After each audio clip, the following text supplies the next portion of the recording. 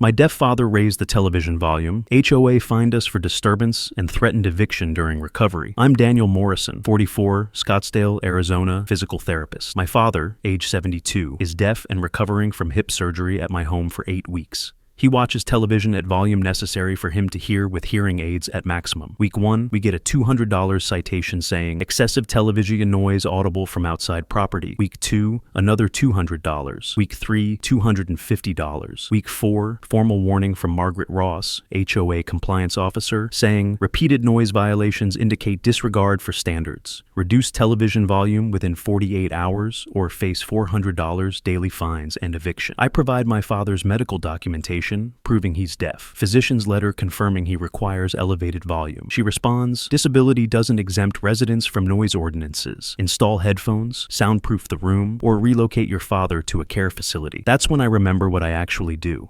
For 16 years, I've been disability rights attorney for National Disability Rights Network, specializing in Americans with Disabilities Act enforcement. I document with decibel readings. My father's television at required volume registers 78 decibels inside, 52 decibels at property line, quieter than conversation. Medical records confirm profound bilateral hearing loss requiring amplification. HOA covenants have no decibel limits that would prohibit reasonable accommodations. Federal Fair Housing Act and ADA require HOAs to make reasonable accommodations. Margaret denied disability accommodation requests from 3 other residents in 2 years, all elderly or disabled. Emails show she told board, we need to maintain standards even if disabled residents can't live comfortably. They should move to senior facilities. I file federal complaint with HUD for disability discrimination under Fair Housing Act and ADA violations. HUD finds Margaret systematically denied reasonable accommodations and threatened eviction for disability-related needs. Margaret is personally fined $78,000 for disability discrimination and faces charges with up to 2 years. HOA is fined $485,000 and placed under federal monitoring for 10 years.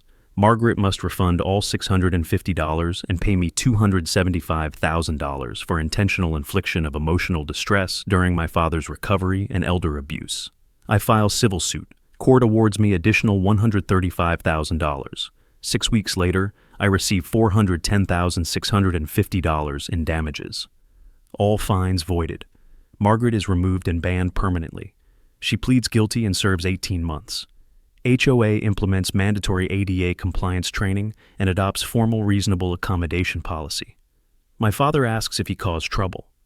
I tell him he has every right to hear his television in his own family's home.